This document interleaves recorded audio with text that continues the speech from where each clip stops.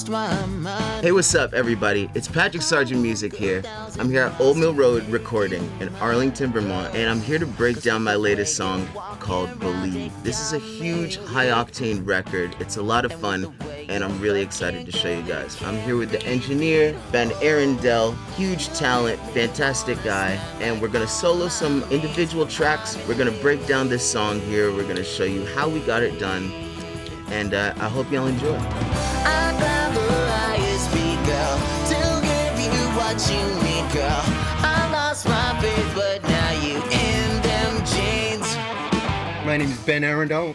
I'm the head engineer here at Old Mill Road Recording. I'm a mix engineer. I've been working with Patrick for how many years now? Probably about 6. I want to say About 6 years. It's Yeah. been a while. I heard him play this riff, bro. I was like, yo, that's the one right there. That's the one. Yeah, I came up with the riff. I was just messing around, as I do, in my little home studio at the house. This riff really caught my attention. It's just the main interlude that we have. You'll hear it here in a second. And I believe I did show you. I believe I hit you up. I was like, hey, man, I got this riff. What do you think? Oh, no, I remember. Yeah. And you were like, oh, this is crazy. Flesh this out into a real song. Why don't you tell them how long this song was initially? I believe initially, I want to say this song was around 6 minutes, maybe 6.5 minutes. Yes, it was a long song. It was long, and we did a lot of work. We did a lot of work breaking it down. We did a lot of just where can we remove stuff? What are we gonna keep? I play almost all of the instruments for the songs, and we normally always start with a scratch acoustic guitar. That's like the main thing that we always start with. Of course, we have the MIDI drums that we've previously produced just so we know where we're at in the song. That helps a lot of the times. Sometimes it muddies things up, but to me it helps a lot of the time.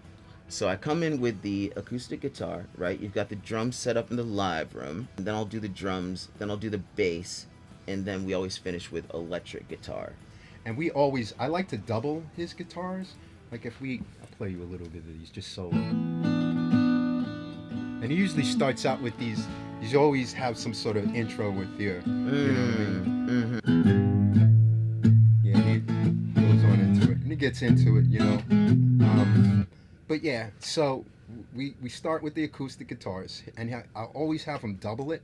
I don't like to do like the fake double where some people just take it, they throw a delay on one side. That's kind of cool to do sometimes, but.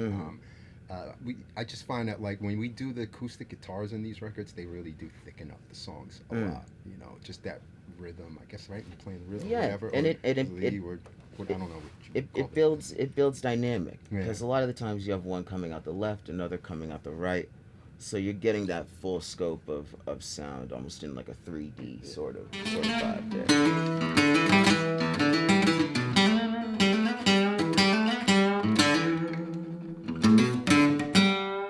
You know, working with Ben has really taught me a lot about the musical process. It's really taught me a lot about staying organized, really. I have ADHD, so for me, I can be really spread out pretty much at all times, pretty much at any time. So, you know, you get together with Ben and you end up formulating a plan. You end up really like sitting down and thinking about stuff I wouldn't have thought about before. And I feel like that's been a huge influence on how I make music, even how I write music. It's always best to be prepared. And I feel like I've learned a lot about that specifically. You know what I'm saying?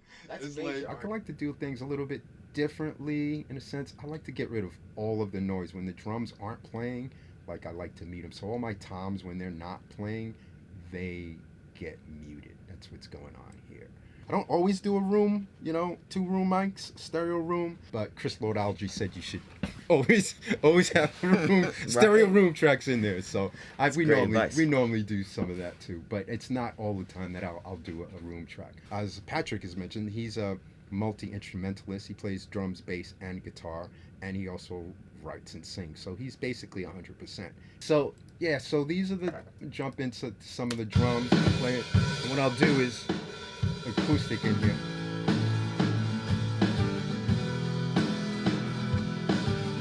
Yeah.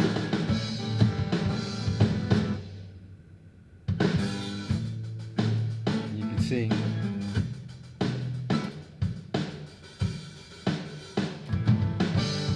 Yeah, so and then from there, we just like start building.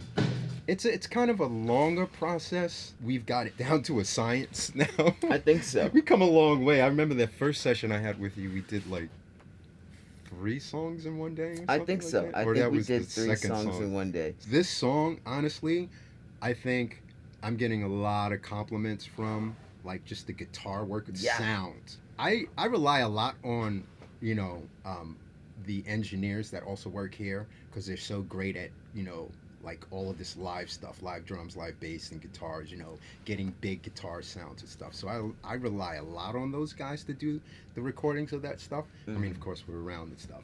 I'm around. But, Joe did such a spectacular job. People love this song from what they're hearing it already just on the guitar work alone. The guitar work is like, people are like, yo, this is, it's a big record. Yeah. People are really understand, and it's just to go back from where we were in the beginning. Like we were saying, man, you were like, yo, I want this to be, what were you saying? Remember, you were like, yo, this has to be like my classic. Yeah, I wanted this to be a real stadium anthem. A lot of the songs that we've done before, we've had country influences. I'm a huge country fan, so there's a lot of country music influences. There's sometimes Latin influences, there's a blues influence, sometimes a little bit of metal in there, really heavy stuff. But I wanted to write a classic rock record, not a classic rock record, but a real stadium anthem, just straight rock and roll, no frills, just straight up rock and roll attitude. I mean, I've grown up on rock and roll. I've grown up on that. So for me to not have that yet after 6 years of doing this, it just didn't feel right to me. So I wanted to come in and I wanted to have a real rock record. And I really believe that we accomplished that. I really think we accomplished that. What was your influence for this record? Do you remember telling me that? Yeah. You had a couple of them. You know I had what I'm saying? AC/DC. AC/DC being one of them. Yeah. Specifically with the riff. Yeah. It's sort of Velvet Revolver inspired. Yo, and that's what I called it. For the longest time, the working title was the riff. The guitar riff. Yeah, no doubt. Yeah.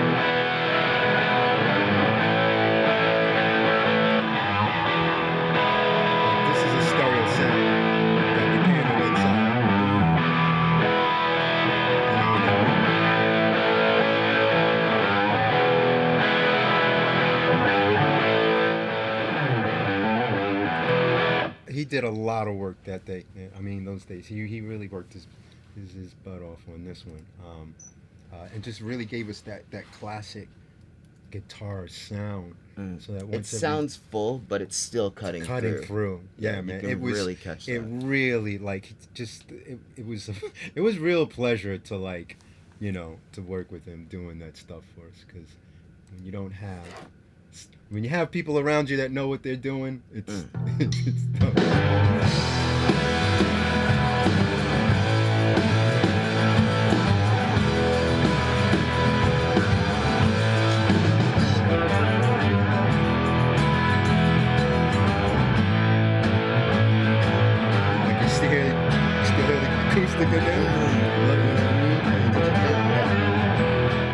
Gotta remember too that this was another a long song, and I wish I could bring up, and I can't do it right now, the original long version of it, and I could show you the parts but we were so lucky because the way that you played the solo and the way that we edited it worked. It synced up perfectly. It synced up perfectly. It really did. It took me a minute to kind of figure this one out too. Even when I did the radio version, I was like, "How are we gonna do this?" I'm just like, "Oh, just cut the solo. Just cut the solo, right? Right.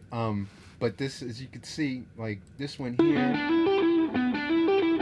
See, this right here is an edit point. This right here is an edit point, and then this right here. But this portion of here is from a different portion. So when you roll it out, it just kind of syncs up.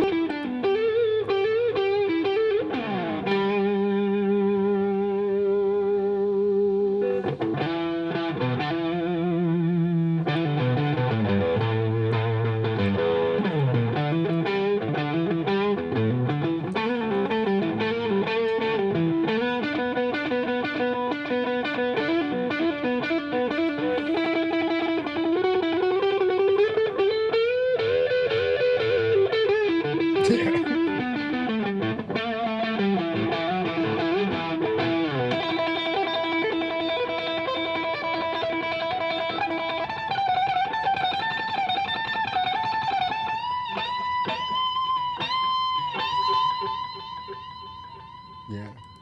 That echoes perfectly Yeah. too. It just, but that's not the end of the guitar solo though. That's not the end of the original guitar, I think. I think that specific ending was the ending, but there was so much more in the middle. Yeah, there was at least 8 more bars of guitar solo in the middle there. Right, the rest of it kind of goes like this. I can just drag this out here.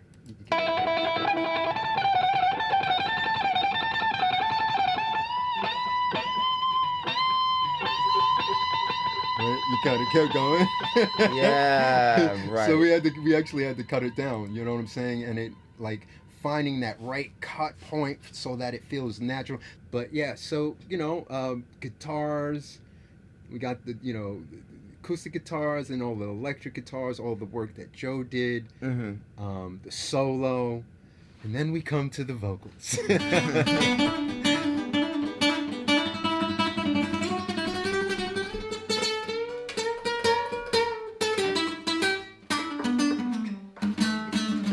Hurdle for me would be the vocals. They've always been one of my biggest insecurities because I have a really unique voice. I wouldn't say I'm necessarily a strong singer. In terms of overcoming it, I think repetition. Repetition is the best medicine in terms of overcoming musical difficulties. So that's sort of where I'm at with that. There's so many different takes of vocals. Like here, these are all vocals that didn't get used. So we do a session, then we comp, then we do some tuning on it, and then throw it in there and listen and vibe and listen for like weeks. And then come back, be like, nah, I'm not feeling that. It's not it. Pat's like, nah, man. Pat's like, nah. I do a lot of covers live, and it's so easy for me to sing these covers, but then when I write for myself, it's almost like I make it extremely difficult anytime I write for myself. Right. Like it's not in my key, or there's too many words, too many syllables. I think this is a sweet spot here. Because you would feel it, and then I'd be like, yo, I think we got to come back. And we just kept going and going and going and going and going and going until we were like, yeah, I think this is it. So yeah, vocals. A lot of vocals going on. The way you move, I thought I'd lost my mind. I walk 1,000 miles to make you mine, girl. 'Cause with the way you're walking around, it got me weak. But just that's the way you move. I was like, yo, bro, that's butter right there. It's really important for me to get these vocals down and have them be right. And I think that's why we go back and forth a lot of the times with these vocals. But I think we accomplished it. I really think we accomplished it on this one. That's definitely... It's swag. Again, I'm going to go back to the starting point of it, and it was that guitar riff. And again, you and Joe doing your thing. It's about the vibe of that riff. Is I wanted to call the song Guitar Riff, but that was I got voted down on that, or the riff. That was a no. But that got vetoed. Yeah. But it just it all kind of just kind of came together.